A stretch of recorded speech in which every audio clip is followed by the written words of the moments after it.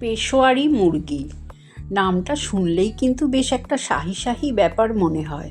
সত্যিই খেতে অসাধারণ হয়। ঠাকুরবাড়ির এই চিকেনের রান্নার রেসিপিটা এত খেতে সুস্বাদু হয় যে তোমাদের কি বলবো, একবার বানালে বারবার বানাতে ইচ্ছা করবে।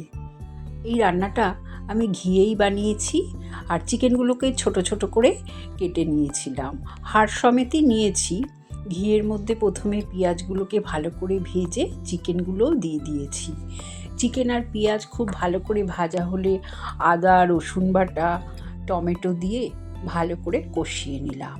তারপরে কাঁচা লঙ্কা আর শুকনো লঙ্কা একসঙ্গে পেস্ট করে দিয়ে স্বাদ অনুযায়ী নুন দিয়ে চিকেনটাকে খুব ভালো করে কষাতে হবে।